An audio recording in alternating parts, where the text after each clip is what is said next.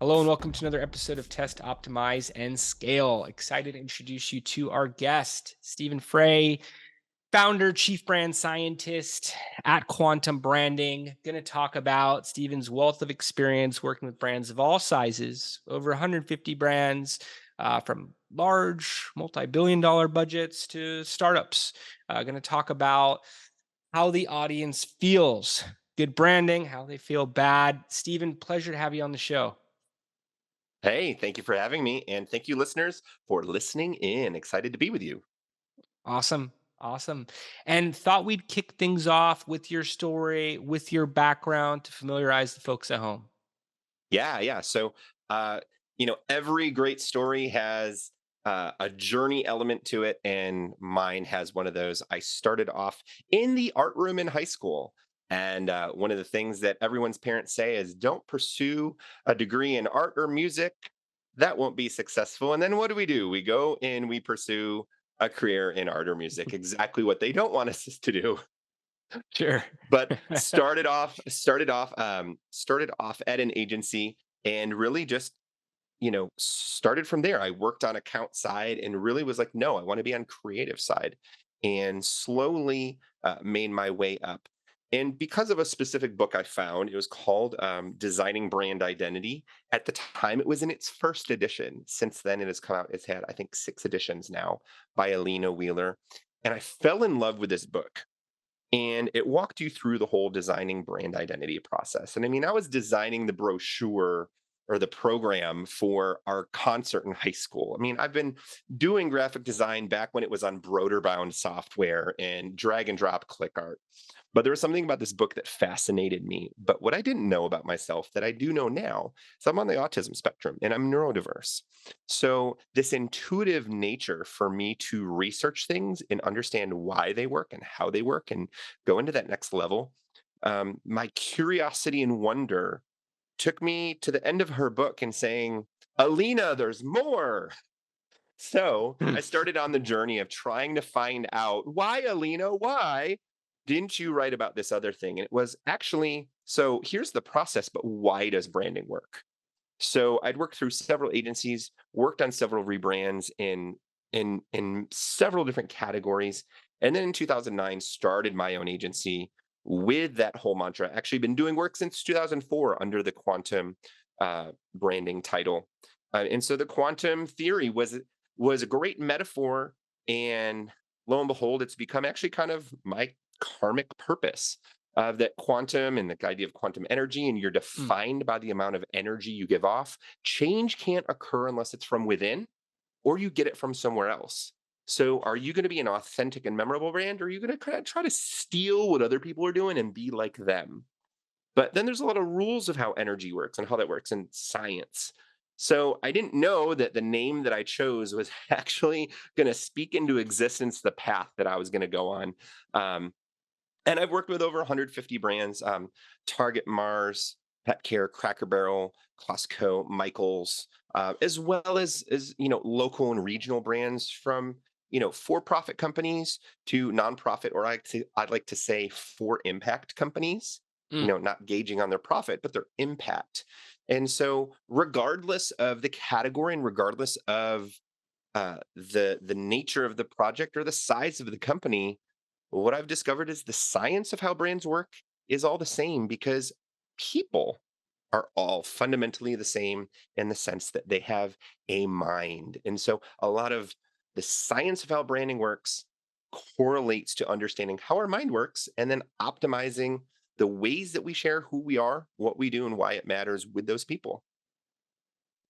I love how you talk about it on a scientific level. And as you're mentioning with quantum energy, and I was actually just listening to a podcast this morning with Michio Kaku on quantum computing and where that's going, beyond fascinating. There's so much depth to the name in its own right. I want to talk about branding and misconceptions around it, and really was hoping you could uncomplicate it to a large degree. I hear branding used in so many different contexts, and a lot of founders think it's just the creation of a logo and maybe a Sure. color pattern and typography. What is branding to you? How can we again uncomplicate this for listeners? Sure, certainly. And there's a that's such a great question, and thank you for asking. We have filters in our minds, and you may say the word church or father, or it's the word puppy. And I may think, oh, puppy. And you may think back to a point back in your mind where you may have been attacked by a dog, or you thought you were at a time. Really, it was just a little dog and he wanted to play. But we have these filters and interpretations. And so oftentimes we have to step back and say, how can we look at this objectively without our filters in play? And so a lot of people like to talk about that, say they're thought leaders, or maybe they are thought leaders. People like to talk about what branding is. And I actually like to focus on what branding is meant to do, Mm. because then it bypasses, oh, it's how it makes you feel. And there's these conversations which they are well meaning, but it's like learning about the birds and the bees on the back of the bus. Like, do you really want to implement in your business what you've heard about marketing and branding from the back of the bus? And then, okay, the guy has a book, but is he there? Can he empirically share why and how this works? Or is he just creating good metaphors and good theories and talking about it kind of separately? So there's no shame or judgment to those folks. They're just having a different conversation than we want to have today.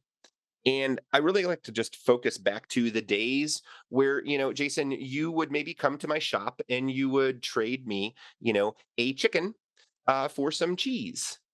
And how would you know to trade or barter with me? You would see a sign outside. And so that's really where we start. Is marketing is really any activity that helps promote a business, facilitate trade. There's a sign outside. And now we live in a modern economy. You don't make cell phones. I don't make cars. How do we know whom to business with? We're beyond having, sandwich boards outside that say blacksmith here. Like, that's a very reductionistic view. So what's interesting is that despite technology and all those things evolving, our brains have not, in the sense that we use that as an identifier to know whom to do business with. So marketing is a way that you facilitate, that says, hey, do business with me. And then branding is the set of mnemonic or memory devices, the things that you remember in the marketing. So for some folks, they may remember the tagline, they remember the music. It typically is a sensory asset, and the goal is to help them think of you first. Always Coca-Cola, and then you go out and you see Coca-Cola, and you're like, oh, I'm thirsty. Um, and then you pull in the gas station. There's a sign, and oh, so the branding is the mnemonic devices in the marketing that you remember so that you do business with them first. So then brand science, as I scooch up my metaphorical glasses, is the study of how do we make all that stuff more effective and work and make sure that it's the right, you know, highly recalled sensory tools. So branding says, hey, do business with me.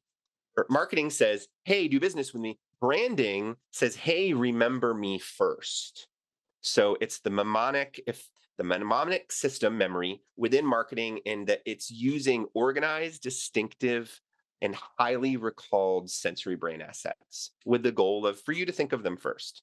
So regardless of whether you're just starting out or you're the CMO of $100 million company, we all are using the same brand science, whether you're familiar with it or not.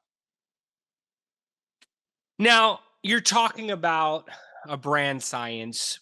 What is your formula? What is your approach? How does one go about creating their branding, creating what you shared there, their audience is going to remember about them? How do they be Sure. intentional about that creation? Sure. Well, so one of the things that I do is actually teach this in our program. It's called Brandpreneur. And the first thing we start out with is an understanding of, first we need to understand kind of, and this is like Simon Sinek's, the golden circle. Like, why are we doing what we're doing? Why are these intrinsic motivators? Because we find out what is the big idea of what we're doing and behind we're doing it. And then the second thing we teach about the next thing is about system one and system two. System one and system two basically says how we think is predominantly driven by 95% of of our brain is on autopilot, and it's receiving senses, creating sensory perception to interpret the world around us. And so there's another 5% that's like, what is 15 times 37? You had to think really hard about that one. But if you think about like, oh, what's one plus one? Two plus two. You can drive in the car while talking to your friend or fiddling with the radio because system one has learned these processes and can do them and repeat them. So the majority of our experience with the world is based on our sensory perception influencing our cognition. And then after that, we have to understand the next process. And whether you learn about this at Brandpreneur in our Brandpreneur program, or you come to us as a client, the process is still the same. The next thing we go through is saying, hey, every category has norms. So if you're in the cookie aisle, you can't be different. You have to be a cookie. Now, you can be a distinct kind of cookie. And so this is where I like to encourage folks to use the word distinct, not differentiate. Because if you want to differentiate in the cookie aisle, you're a cracker, you're a chip, you're a cake, or you're a pie. You are not a cookie. And so we want you to be the most cookiest cookie that ever cookied. And we want people to think of you first. So then there's customer norms. So I like to use the illustration of a baseball diamond, that for us to get to first base, this is not like an innuendo, like hitting a home run with a customer, but just as a metaphor for the boundaries here, that first base is the customer cues. They're looking for soft cookies, crunchy, gluten free. These are just what are the cues. But then on the flip side, your category, your industry has norms like, oh, parchment paper cups or slide trays with the sticky. There's norms of how they package and they do. If you're a service-based industry, the same is true about how do you deliver services? Is there a contract? So the metaphor is not just for package-based people here. It's for there's norms for the customers, there's norms for your category. Then the magic is where do we hit the ball? So if you know that Oreo has a tray and a sticker, well, there's some norms that blue means chocolate wafer cookie or chocolate sandwich cookie, but you can't use Nabisco because that's their IP. So there's this, where are they in the ball diamond? Where can we hit the ball? So some things are norms. Oh, red means cola. I'm skipping categories here, but red means cola. So you may see a whole bunch of red, Dr. Cola, or, your local Big K or HEB or whatever the brand is may use red to signify cola, but it's the use of all the IP together that makes it distinctly Coca-Cola. So sometimes norms just exist and it is what it is. And so other times things are distinct. So this helps us understand the norms. So we work through first thing is our big why, our motivators. The second is how the mind thinks. The third thing is the categories. We then can go research and find out what are those norms? How do we engage them? And from there, we can start working on building our brand. Because here's the thing, just because someone says, hey, I want to name it this, doesn't mean that they've researched on trademark electronic search system or the patent and trademark office in their country. For us, it's the US. So we have to make sure that that's legally viable. So then there's a naming process and a legal process. So we're not even at the brand creation yet, and we need to make sure that we tick off all the right boxes. So one big misconception is that branding is easy. So hopefully, if you learned anything just from me spewing out of the fire hose, sorry y'all, that it actually is, there's a process and a sequence that we want to make sure that we're going through to do due diligence. Because at the end of the day, there's boxes in people's minds that we use to organize thoughts and memories in the world around us. And that's really the core and the heart of how branding works. Sounds like a good roadmap to be distinct. And I like the difference from not saying different around Yeah. it. Looking for those customer cues. Going to talk more about testing later and get to some questions around that. Hmm. But you're talking about myths a little bit. One myth you shared with me before the show is that branding is a one-time thing. How do you keep this going on an ongoing Sure. basis? How do you keep molding that Yeah. customer experience, that customer perception, and even as a performance marketer, I'm always talking about peer-to-peer marketing, how they share their narrative on your brand to others. Sure. Sure. Yeah, and that's a great prompt. So listeners, he said it in a positive way, but yeah, it is a myth that thinking that branding is this one-time effort. And many of us believe that once the brand is created, the job's done, and that's going to remain relevant forever. But in reality, branding is this ongoing effort that requires attention and adjustments. First and foremost is you know the connection to how you run your business. You would obviously, look at your profits and sales and margins and the business factors on a 90-day calendar. So why not look at your marketing and why not look at your branding efforts on a 90-day calendar?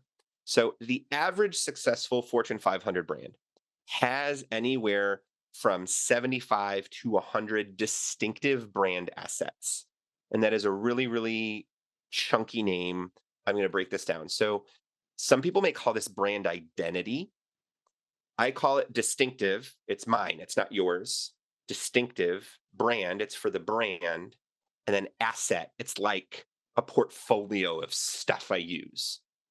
And so it's 7 categories in here that are all based on the senses. And just to highlight them, 30,000-foot view, I don't want to get into the weeds, but color, word, shape, sound, music, and human assets. So that's going to involve color, single colors, color combinations, the colorized use of your mark, your words. So, do you have a trademarked process or patent pending kind of proprietary, you know, um, the Fishman process? Like, if do you have things like that? Your tagline, the distinctive fonts that you want to use. Fonts are the difference between "I will always love you," and I'm drawing with my finger in big curly Q letters that look like Catholic schoolgirl font with a heart on it, versus like "I'll always love you," and it looks like dark, murdery blood. Like fonts convey psychology and meaning, and we interpret. So we've got taglines, fonts, words. Our story assets can be everything from like the twisting of an Oreo, that's just a moment in time, to the style of the ad. If you think of the iPod ad when the people were dancing and it was the silhouette and the colors changing, the photography, the style of the photography, what the photography is. You could definitely pick out a Corona ad because why? There'd be a photograph of a chair and a beach and a bottle and a line. So that was a moment, and that was a style, and that was photography. Then we've got things like vocal styles and sounds. I'm Tom Bodett. I'll leave the light on for you. And then we've got non-vocal sounds like doot doot, like little noises on apps. Then we've got shapes, everything from this Febreze bottle to the iconic Coca-Cola classic shape, or the pack shape. Like, what is the package shaped like? If you open a pack of a little Sheba, perfect portions for your cat. And then you have literally the shapes that are in your brand mark. I have an orange. um that's another story. But I love orange, and orange is just like I've embodied orange since I was a baby, and so people assume that I love orange because I do, and I even turned orange one time. And so like orange is always, before I could even talk, they called me pumpkin puss. Like I turned orange. So I have an orange car and I have orange cats. And so it's quantum and it's pulsating. And okay, so I've got this movement and this brand mark, the shapes that are in the orange. And then I may have illustration. That's the difference between a photograph of fruit that you can't own, like on a Truly can, or a custom package that has its own illustration of, lemons, tea leaves, things that you could own. And then the other thing is human assets. Like obviously, Jason, myself, we're kind of the figureheads, or people know us on LinkedIn. They see our face. But you could also have, the Michelin Man. You could also have Betty White. May she rest in peace. You're not you when you're hungry. And then all of a sudden, we've got all these assets that are distinct in the goal of being famous for you, that people associate with you. And then the more associations you have, the more, we call them nodes. It's like clumps of memories together. The more nodes we have, the faster your brain can access them. The faster your brain can access them, the more closer they are to you thinking of them faster. So then it's almost like, I don't know if Jason, if you have construction all the time on one road where you are, where Oh you yeah. live, but here it's Briley Parkway. And it's like, that's not the fastest route. You may want to go I-65, or maybe not with all the people moving here. But the idea is that in your brain, there's a road, and the more memories there are, the faster your brain wants to use it. So I hope that illustrates uh, a It little bit abs bit it for absolutely you. does. It has me, with the gears moving about all the brands that I buy from and why, what my thoughts, what my feelings are towards theirs. Also, startups that we're working with and how they could continue to shape things. Speaking to that a bit, what if somebody's listening in and their business is further along than this? They're more mid Sure, market. sure, They're a larger company. Brandpreneur, maybe not for them, although I think there's something in it for everybody. sure. Why should they continue listening to this episode? Yeah. So so I totally got off on a rabbit trail and asked you, like, what is your myths? And you're like, that's more than a one-time thing. And then I talked about all the assets. But here's the thing: your assets should be on a 90-day, like, ooh, how do we slowly refresh these? How do we slowly add them? How do we test? Are they famous? Are they distinct? Well, if you work with me, we know that we're going to create ones that are distinct, and then you're going to work on making them famous with your marketing. So here's the thing: whether you are farther along or just a startup, the things you need to know is that your brand is a continual process of watching your assets, integrating and using your assets, testing and measuring your assets, and making sure that you're getting the right feedback and that your assets are working for you. There's actually a rubric. It looks like a window, Johari's window, and it's distinct and famous. And we can test those. And some of the ways that we test those, that they're really based on the size and scale of your business. So when we're first starting out, we're making the majority of those decisions based on the other information that's out there. Great example: worked on a brand that was a startup in the online signature space. The whole category is navy blue. Whole category. Like, you cannot own a color blue. And then there's Adobe in there with some red. Well, what did we do? We chose a cadet blue, kind of a grayish dull blue, but our accent color was bright pink. And so all of a sudden made it a distinct asset that we don't need to test this to know that it's very distinct. Now we just need to work on making it famous. So, keep listening, because we're going to talk about some of the things that you need to have in place. And you could have operations and sales and profits out the wazoo. But if you don't have your brand platform established, it's going to be really hard to continue to grow. And you're eventually going to hit that ceiling. And there's another component that most people don't realize: that they may have a really great brand mark, they may have a really great tagline. But here's the question: even if that is an incredible brand mark, an incredible tagline, how many assets do you have? How many do your competitors have? So at the end of the day, it's like, wait, are we leveraging our whole company's reputation on three potential memories that they have of a color, a word, and a tagline, versus my competitors have 70 to 100, and they're working with Steven to have 125 and on a 90-day growth plan to refresh and build them? So all of a sudden, it's not about your logo. Your brand is more than your logo. It's the whole suite of distinctive assets. And that isn't just your distinctive brand asset palette. There's even other things in there, from messaging to content strategy to archetype, that are involved in your platform. So keep listening if you want to hear about those things that you can grow and scale your business in the right way. Absolutely. And how do you get a gauge on this? Because we all have assumptions. We all have ideas of what our audience is occurring. Are you Sure. running focus groups? Are there different types of surveys?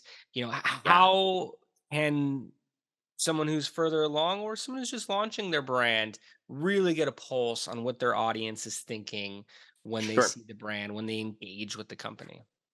So here's the interesting fact: at the end of the day, there's a lot of science that's come out to show us what's true and what's not true.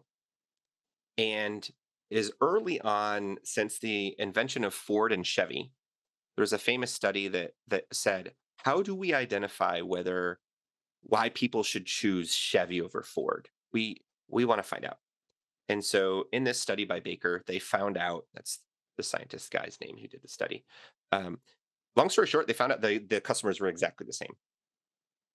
And actually, brand attributes and feelings, heightened emotions can propel action, but they're actually not the feedback loop that makes the action. It's kind of like, Jason, do you ever go to the gym or work out? You seem like a pretty buff guy. Uh, I did today. I don't always. That's so, the only so reason why it here's seems here's the like that. interesting thing: is if you say, "I want to be motivated to go to the gym," you don't get motivated and then go to the gym. It's actually like you go to the gym and then the feeling follows up. The feeling is the feedback loop. And what we found in kind of the scientific community, and I don't want to speak for them, too strongly, but in general, emotions are a really bad predictor of or a bad indicator for the research that you're looking to do. And actually, it's better to actually not ask the people, because the way that people answer questions versus actually what they do are two different things. And so there's a lot of cognitive biases. We actually go into those in the second half of Brandpreneur program, talking about, oh, how do you address these cognitive biases? So the brand science method, the way we do this research, is actually based on a really very simple model that says local, regional, national, international. And when we research who your competitors are, who your industry is on the local, regional, national, and international, that kind of trajectory, what we can see is we can see underlying trends that we say, oh, the majority of small businesses in this sector start as red, but this category shifts to maroon or purple. Or so we literally assess who are the people. Like if you wanted to open, do you like waffles or ice cream? Who What? doesn't? Who doesn't? Waffles and ice cream. So Jason opens up waffles and ice cream. We're looking for a name. We haven't landed on a name, but you're going to open this place. We're going to research waffles and ice cream, stores, restaurants, manufacturers. Because why? You are not just one category. You're typically several categories that influence Yes. each other. So we don't need to just research bread bakeries. We need to research bakeries that make other things like Sara Lee and Blue Bunny. And so we need to research all this tangent categories as well.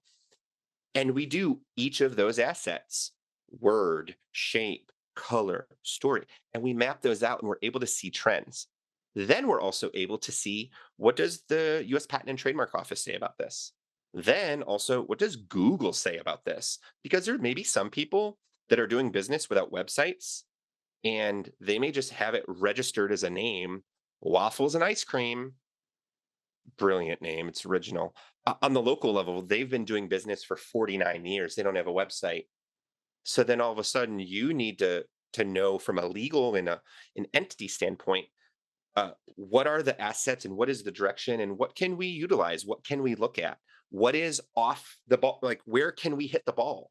Like we can't hit the ball. We can't. Nabisco, National Biscuit Company, little circle with the guy antenna in the corner. We don't want to be anything that looks like that. Or what is the trade dress? What are the borrowed memory structures? So borrowed memory structures would be the story of making the batter and pouring it in, and then it cooking and sizzling. Or like going to a coffee shop, it's like the bean grows and a person picks it, and then we roast it. And so the bean to table story, or the waffle or the ice cream making story, we all share those. I can't own it. But what if I had really unique shaped waffles, like cat waffles or happy face waffles? Ooh, I would I can own that. So I can own the green apron and the Starbucks and the proprietary stuff. So most people don't realize the majority of coffee industry is red internationally in the world. It's red. So Starbucks being green actually is a power play to say, ooh, how do we fit this palette and corresponding on the color wheel that's green? That's the reason why they chose that. And then we have Green Mountain Coffee and some other brands. But at the time, coffee was red Yeah. internationally. So they did a major distinction point that we as consumers aren't aware of because we don't have that scope. We're not looking in that same scope. So interestingly enough, uh, voice and emotions and the way we want to make people feel actually happens after people purchase the brand. and it's part of the feedback loop that helps reinforce the memory. And typically, forward motion, heightened emotion, that's how we make memories. So increase the emotion, forward action. So a sale, call to action, feature and benefit. The goal is to expose them to the brand as much as possible because we want high mental availability and physical availability. Mental availability is in the mind. Physical availability is like, can I just go buy it? Is it Mm, easy to buy? Can I mm, buy it on Amazon? Can I buy it online? I saw ads for Chobani yogurt. I go to the store. If there's no Chobani yogurt, all their efforts are wasted. So it's literally the sandwich door sign, but then you have to be open. So I can go by the blacksmith, but he's never open. Literally, there's a pizza place across from or below us at my old agency I worked at when I was first starting out. And there'd be people waiting outside, like, when does he open? And it's noon. The guy couldn't get there on time. The guy, it's a little pizzeria, incredible pizza, but he was never open. So that his business suffered because people didn't know how to get it, when to get it, but they knew to get it. So it's about mental availability and physical availability. And so marketing helps drive that, but we have to have the mental availability first. So to answer your question, how concerned and how do we find out? That's actually a switch and bait because we think it's based on one thing and it's actually based on another. It's based on the memories, it's based on the assets. And that goes back to our survival mind. Like, red berries. Should I eat them? We kind of learn that red berries are bad. Little round red berries are typically bad. Unless you're like, no, I got them at the supermarket. Oh, those are edible. Like there's a level of so it depends on the context that we have, and it's the boxes that help us get there. I do a talk in a keynote, and uh, I say, let's go to an imaginary. I basically say a place where we can get all our cravings, fulfilled. And I say, come with me to the fridge, and they all laugh. And we go and I say, okay, think of something in the fridge that's white, that's in the door, that is a condiment, that's in a jar. So then they're like, oh, not ranch.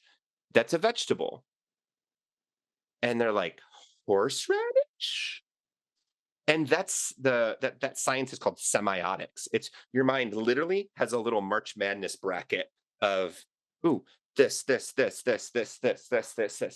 ding, ding, ding, ding, ding, horseradish. And it took you a second, but you would just automatically go on autopilot and grab that when you need it, and you knew what it was.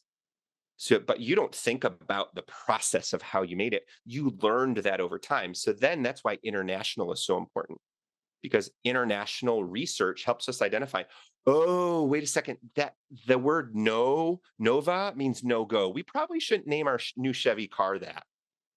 Or white versus black. We use black in funeral processions. White has a different, meaning for death and celebration in other communities internationally.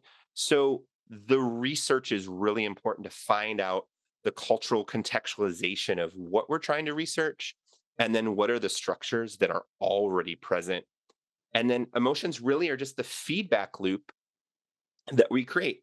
So it's the difference between telling a sad story and a happy story. The story hasn't changed. The interpretive lens that I tell it to solicit that emotion is what changes. And then the experience you have is dependent on my ability to get that experience out of you.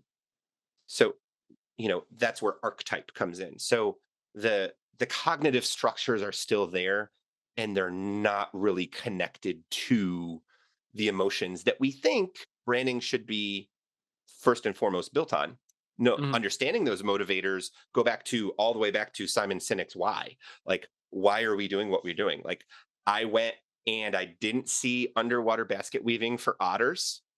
And now I'm going to provide the best underwater basket weaving for otters, which is going to lead me to create the best school for otters and their children's to weave underwater baskets. And you're like, what? That's a really weird example, but it helps us like step back and say, like, oh, I saw this problem. I didn't see it. My intrinsic motivator is to provide a solution to it.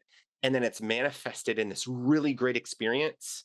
If we don't understand the motivator of why I was doing it, all this other research and stuff becomes like arbitrary because there's nothing grounding it with intention. So I talk about the 5 I's would be, first is intention and imagination, you know, intuition, and interpretation. Um, and so those are, as I say, five, it's four. The four eyes of those are kind of guideposts to what we're unlocking with brands. So believe it or not, should you really care about emotions in your brand? Heck yes. Heck yes. Is that where we start in our research process? No. And that is a surprise because that's what we think branding is supposed to do. It's like having a good day at school.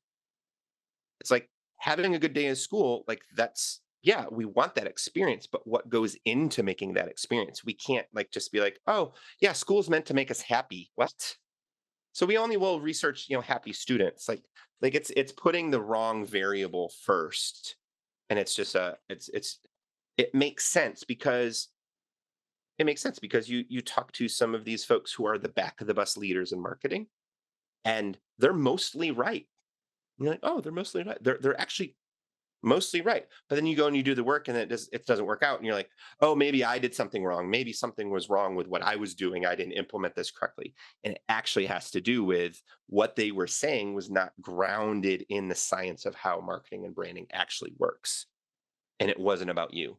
So that like there can save you tens of thousands of, if not hundreds of thousands of dollars by realizing that there are well-meaning people in marketing, but they're not rooted in the right foundation of how marketing works. And so you'll walk away thinking it's your fault, and actually it was theirs. So that's a really big like aha moment to realize that maybe it wasn't you. Maybe it wasn't you doing something wrong. Maybe you were getting help from the wrong source. Sure. No, looking at it from all angles at that. I mean, you give us so much to take into account with the four eyes. Maybe there's a fifth one in there. With everything of the dynamic from the brand all the way to the consumer to not prompting with questions in a focus group. And I imagine looking at the results, looking at the numbers. I know that's where our clients go to is all right. How did this show up in the actual sales, the Sure. installs, the leads, or we do a lot of investor campaigns with Sure. equity crowdfunding, other vehicles, the investments that came in. So maybe there's some mid funnel metrics, but if Yes. if someone's listening right now, maybe feeling a bit overwhelmed, maybe just feeling inspired, saying, "Hey, all of this checks out. I have a new burst of energy myself. My feedback loop is telling me I need to do more." What is a good test for them? What are some low risk ways they can grow their brand right now or re-envision their whole brand science? Sure. Of course, using the brandpreneur program, but just Sure. what is a quick take on some items that per the title of the show listeners can test for themselves? Yes. Here I'm gonna give you seven real easy, and these are short answers. One, if you want to ensure your brand is successful, and you're like, man, I really want some low risk tools. There's actually seven laws of how brands grow, and you can read this in a book by Byron Sharp. It's How Brands Grow. It's an incredible book. A lot of the foundations of what brand science is comes from the community and the work at the Ehrenberg Base Institute in Australia. That's actually how I began to work with many of my clients, some of my clients that are here stateside.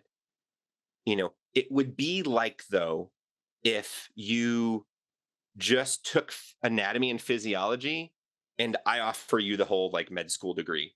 Maybe that's too robust of an example, but that's just one area. Like there's so much more to it.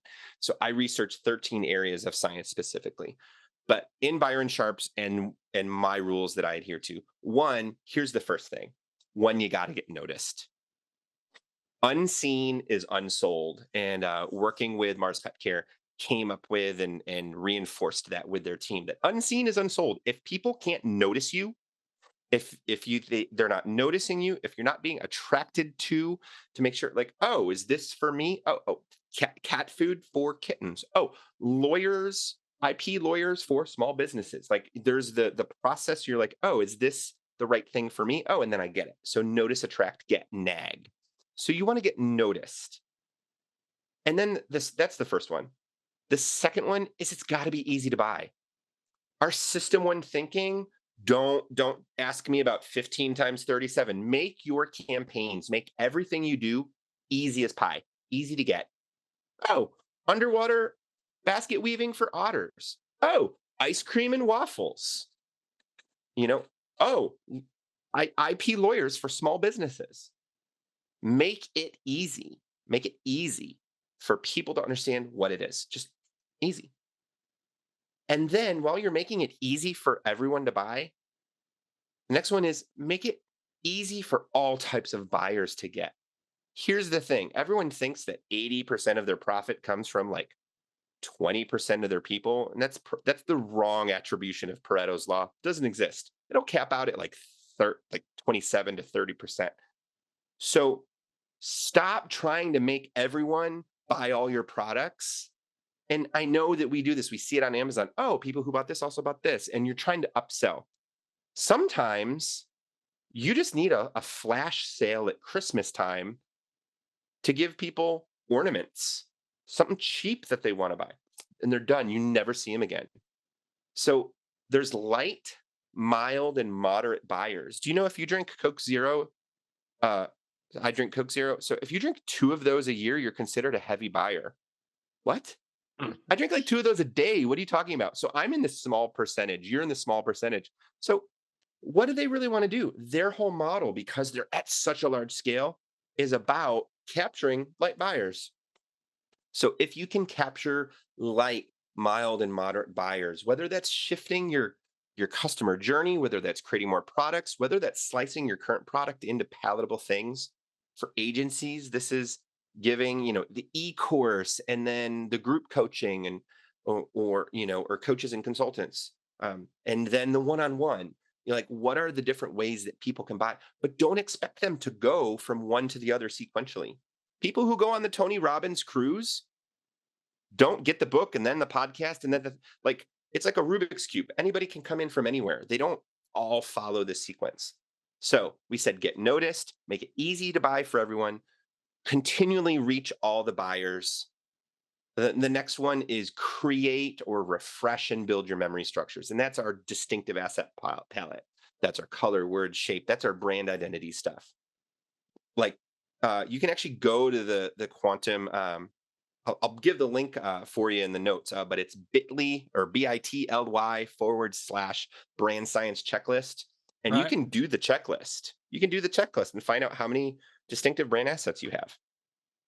And then the last two, be consistent and be competitive, or be competitively consistent, or be consistently competitive. Like use your brand assets in a way that people expect and know and can recognize you based on what you look like, feel like, sound like, and talk like. Yes. Like do, Now, do that consistently and don't switch it up. Don't like, oh, but when they zig, we've got to zag. No, no, no, no, no, no, no, no, no. We know that your category has norms and your customers looking for some things. The only place where we're hitting a home run is with your really distinctive brand assets. That's the only home run we need to hit. So just be consistent in hitting the ball there. Be consistent in hitting the ball there. And then the last one is just basic advice. Like you've got to remain competitive in your space. If you mm, are operating at such a margin or a disconnect, like here's the thing, Coach and Louis Vuitton, you may think that like they are the same thing and they're luxury bags. Well, Coach used to be sold at Walmart. Most people don't know that. But Michael Kors and Target, any handbag company, they all compete against anyone who sells handbags in your mind. So to remain competitive, you have to drive value of why you should be the number one choice. Here's the interesting thing. Staying competitive is last because why? You have to get noticed. You have to make it easy for everyone to buy. You need to reach all the types of buyers that just buy a bag once or buy a bag all the time. Using your distinctive brand assets that you're building and refreshing consistently. So there's a reason those laws are in that order that I've put them in, so that mm, you can be competitive in the end. So just as a recap, what are the low risk things you can do? Super low risk. One, get noticed, make it get easy to seen. buy, reach all the types of buyers using your distinctive brand assets that you're refreshing and building those memory structures consistently so that you can be competitive.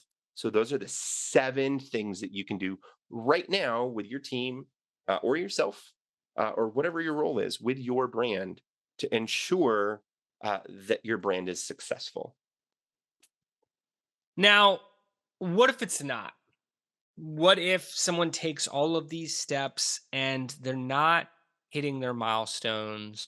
They're Sure, not getting the response that they're out to create from their audience. How can they optimize? Or maybe they sure, are, but they just want to sure, really polish it up before they're ready for scale. How do you sure, optimize and how do you set this up for scale? How do you set it up sure, for the masses? And any tips towards scale, any success stories you could include in sure. there? So it's really important for us to note that innovation, the key to innovation in your category, the key to brand innovation is to achieve distinctiveness with these sensory brand assets. Like that's the first and foremost thing. So if there's anything that's worth testing and looking at, we've got to go test our distinctive brand assets. And so a couple questions just as we think of this. Let me one of the questions depending on, like if we go to color, this is a really good one. We can ask, does the color signal a category? Like, well, let's just ask ourselves that question. Uh, yes or no? Does the color signal a subcategory in my category? Yes or no? Does the color signal a competitor's brand? Yes or no? And, when I do brand audits for brands, sometimes they just come to me for that so that they can like know what to do and what to do next. Mm, And they're finding out like, oh, what are the color considerations we need? Is it a tone issue? Is it bright versus dark stimulation? Is it semiotics, the association of this color, like yellow? Yellow does not mean happiness, it means stained teeth in the dental industry. So yeah, lemon mint. Yeah, sorry, Colgate. I saw that coming. It didn't work. What are the category and industry norms? So blue may be the color of sandwich cookies. And so Kroger and all the grocery brands, they near knockoff. Because why? Most brands are actually near knockoffs of each other. I mean, look at the toilet paper, aisle. You're either wide, you're really tall, there's a swoopy scrolly shape, there's a soft fuzzy animal baby or character on there, enjoying softness, and then there's bad math in the corner that no one can still explain. And everyone's a near knockoff within what their brand is. And I use packaging because yes, you may not be a packaging person, but you understand this and the principles are still the same. Still the same. So you can carry these over into service-based businesses, agencies, things like that. So some of the audit tools that we use are simply asking questions. Does this signal the category? Does this signal the color, the subcategory? Does it signal, a competitor brand? And those are the three kind of things. Like, is everyone else using the words refreshing, chill, taste, and bubbly? If you're a seltzer brand, like, that's a generic word we probably want to avoid, with some of the things you know, based on the fame and uniqueness index. It's that Yohari's window. We're basically finding out, is anyone else doing what we're doing? Is anyone else doing similar to what we're doing? And is everyone else doing exactly what we're doing? Like that's really what we're trying to find. And so we don't want to have generic category or generic price or generic prompts, sensory prompts that look like any of our competitors. And then if we're like, okay, well, we need to say what we are gluten-free waffles and dairy-free ice cream. If that's the bottom of, Fishman's, waffles and cream, our brand mark is going to be distinctive to you in the way we say, yeah, it's gluten-free and dairy-free waffles and ice cream. So I can't own gluten-free, I can't own dairy-free, but it's the combination of all those assets. So mm. our goal is to ultimately make sure that something doesn't signal our category or does it? So like red was the example we used for cola. Sometimes there are cues, like we said in the app that we were talking about. The whole category is blue, but we used pink. So it was rooted in the category, but it had a distinction element.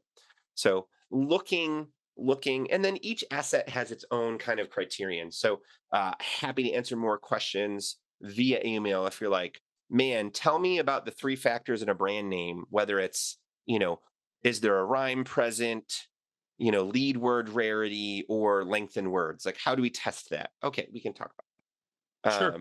if you really want to get specific, but every distinctive brand asset has a series of set of questions that you ask. The easiest ones are to ask, is this signaling the category, the subcategory, or the competitor? And that helps you understand, oh, can I lead with this? No. Do I acknowledge it? Yes. Do I do something else that's more distinct than this element? Yes. So those are really the top three questions that we can and find that helps us know, is this a good asset? How does this test? And Mm, and some parts of it is actually, and this is so important, your brand is so incredible and it's great, but it is not all about you. Your inspiration is not come from you, believe it or not. I hate to say that. Um, it's like saying, well, Stephen, we are a family owned and operated chiropractor for 35 years. And they say that's great. And so are 12,000 other people in, the DWF area. So it's like some of these things that we think make us unique are actually not the things that will make you memorable in their mind. So that's why doing the research locally, regionally, nationally, internationally is the start point for us to test. mhm. And, you know, I love how you make it available for listeners to get in contact with you. Going to get into contact info at the end. Going to get into final thoughts in a moment here. But just in terms of scale, because you obviously have this down to a science, brand science, for each industry. You have it down, based on experience. You've seen things work, you've seen things not work. You've mentioned some very large brands that you've had the opportunity to work with, everyone from Target to Michaels, Mars Pet Care. What is your top story in terms of scale? And the branding, how it played a role, how you were able to make a shift, and this was the result in the actual numbers, in the actual growth. I just want to be able to depict that for the audience in terms Sure, of what does sure, scale look like for branding. sure. So I want to talk about a local client, and this is a really great example. And they're actually still a current client. We're in our second year together. Hmm. And they're a winery that came to me and said, "Hey, we want to create this new brand." Hmm. And this new brand, eh, well, the brand had a name, and they basically were like, "We want to know, should we rebrand or not?" And it came back that several of the assets, and I want to honor client confidentiality here on some Of of course. these things that we found out, but also B, I can tell you the success at the end. So some of Okay. the things we found out did not test well, whether it was color, whether it was name of the old brand, like in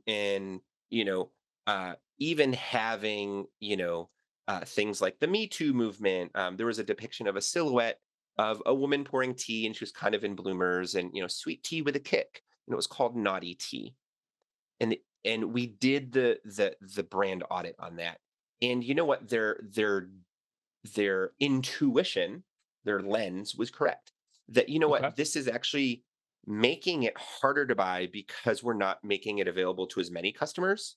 And then there was also the idea that was called naughty tea, and there's a sexual connotation to it that was gender specific. So their intuition was right on par. They're r- right on it. Okay. So then we came back with a pitch of saying, like, let's rename this. Let's create a new story, a new narrative with the brand science in mind of how do we make this have as many customers as possible? How do we make it easier to sell? So at the end of the day, we went through a naming process, and then we pitched to them and we said, okay, which direction do you want to go? And here's three viable directions. And we came up with this direction, and it was called Hard South. Okay. And Hard South, the story behind Hard South is, where the living is easy and the drinks are hard. And it opened this kind of narrative of kind of vintage, nostalgic, south with the right connotations of hospitality, neighborly love, and home. And so, the story became, and the story that we were telling was, whether you're stopping by real quick or just need to stop by for a minute, take a stop with Hard South, where the food is plenty. There's always sweet tea on the table. Everyone's welcome. Where the living is easy and the drinks are hard. And you've heard me say that probably 2 times now. And you're like, oh, that's probably the trademark or the tagline. And that was the tagline. And so we went through the presentation and built out this brand based on that narrative, because we had an intention in mind. What were we trying to Mhm. provide? And we used an interpretive lens to create the experience we wanted. And our imagination said, what does this look like as a company? What does this look like? And it looked like a series of um, hard, sweet tea. And now they're a winery, so they could use that process as us, instead of just making tea with alcohol added to it. They're like, no, no, no, this is like a sweet tea wine that we have, like a sweet tea wine process. So we built this out, and then, came back with the research. And the research was, oh, wow, we need to have, in all the areas of the audit, we came out and said, oh, in this category of seltzers, alcohol, fruity drinks, alcoholic drinks, tea and wine and alcohol and seltzers, all these category norms, this is where we want to hit the ball. So we Mm. made sure that the tone was friendly, speaking to the benefit, tapping into this unique opportunity to paint a picture, colors and shapes. So building that out. In less than a year, they went from having their number one product, um, totally revamping their bottling process, finding new bottling partners to help them with the Mm. process, um, going to now, instead of trying to get the attention of people, actually wound up with, you know uh, back up. We redid, all the packaging and have this all ready to go, and then pursued distributors. And because Tennessee is a distribution state where you have to have a distributor, ended up with the number one distributor in Tennessee. The number one actually was the first license, Littman, at the time of this conversation. So they're now with Littman. They're now looking at expanding, and they're now looking into taking this to market on not just a local but a regional scale. Whereas before, they could not even get the attention of distributors. They could not get the attention. Now they had the attention of their buyers, people who knew that that product was great. Now they're tapping into, and we can have conversations with bars and say, hey, here's Hard South. And when you look at it, and when we look at this brand at the end, we developed over 30 distinctive brand assets, from the colors, the colorized use, the Hard South color palette, to the tagline, to the typefaces that give it that vintage South, to the whitewash look and the barnwood and the linen and the burlap and the things that you see so quickly. When you look at their can, you know exactly what the heck it is. And you're like, I don't know. How do I know that yellow means lemon and blue means sweet? Oh, because those are semiotics in the tea category. So, withholding kind of numbers from the proprietary side of that relationship, they've seen incredible success, and they're able to launch further faster than they envisioned, because now they have the assets to tell the story using people's mental machinery and memory structures that they didn't even understand. That's how it worked. So now they've got 30 total distinctive brand assets. They're in a 90-day strategy process where, just like every other part of their business, there's a 90-day sprint to test and evaluate. Here's our goals, here we want to be. And so now they're looking at, how do we move that forward? How do we expand? How do we fulfill our relationship to this new distributor and show, hey, we came here to play. And we're not just going to bunt the ball, in our baseball metaphor. We're going to hit home runs every time. And actually, it's because of the distinctive memory structures, it's the brand laws, it's using that brand science to propel them. So it's kind of a rags to riches story, but it literally was them just showing up and doing the work. Mm. It was them doing the work and saying, how do we know this is going to work? Is it going to work? Let's test it. And then saying, yes, we're open to the process. Yes, let's build out a brand that has more distinctive brand assets. And as time goes on, we'll actually refresh those assets. We'll refresh those assets. Just like how you see packaging every once in a while have a subtle shift. You're like, oh, did they? Oh, yeah, Coke Zero put little footballs on there. Oh, they know they put footballs on there. They've been actually waiting 20 years to move to a black can with white silver on it, to a red can with black on it because they know that you now associate black on cola as zero sugar. Oh, they also can save billions in money, millions in money because of the printing process on that. But that's another episode. But Added value. this story about how Hard South is incredible one where a local small family-owned winery with 3 locations now is vying for the regional attention and contending in a category that's oversaturated, but still demanding attention because they have the brand assets that help them get there. Amazing. I'm inspired to do some research on Hard South right after this, maybe do an order. And I appreciate you going into detail there. It's one thing to talk about best practices, the 101s. I know we're getting to more of advanced classes, if anything, on psychology and how it inspires action, how it's showing up in business. I love the breakdowns of 20 years later. This is what's showing up. Um, as we begin to wrap up here, what are some final thoughts you want to leave listeners with? And what's the best way for anyone who's Sure, the edge of their seat right now saying, hey, I should check out Brandpreneur. sure, I should get in touch with Steven. What's the best way for them to do sure. so? So if you have a question, write it down and like write it down, like write down your question before you forget. But you can go to quantumbranding.agency. That is my website. And on there, there's a way that you can find out more. There's some great things in the news blog. There's the contact form, obviously there. Uh, but and I'm sure the link tree with all my details will be shared with the episode notes as well. 2 things. One, uh, if you want to get going further faster, talk to me and I'd love to engage you and you can just book a strategy call. If you want to find out how can I take my brand further faster and like I need to learn some of these basics, but I want to build a plan so I know what my brand can do. I've got a thing called Brandpreneur and I've talked about it a little bit. And it's a revolutionary 10-week intensive that helps purpose-driven brand leaders, whether you are a solopreneur, whether you're an entrepreneur, whether you're a CMO or a CSO or a CEO. It helps you create actionable plans that propel you towards what are you looking for? Industry authority. How do you get authority? You have to go from traction to growth to scale to authority. So that's the goal. We know where you want to go and we're going to help you develop that plan and you're going to know what that plan is based on you, not what Steven is trying to pitch you based on your our profit or products or any of those things.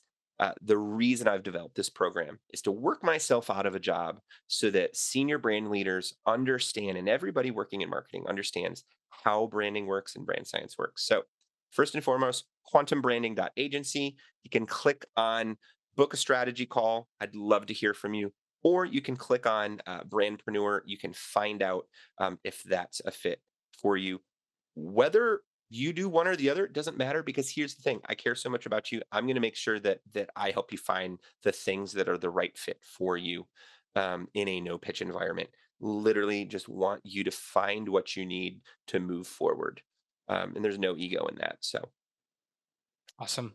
Awesome, Stephen. And highly recommend for listeners to take Stephen up on that opportunity. Stephen, I hope this is the first of many chats. I want to take you up on that offer for that coffee marketing meeting and keep the yeah, science yeah. brainstorms going.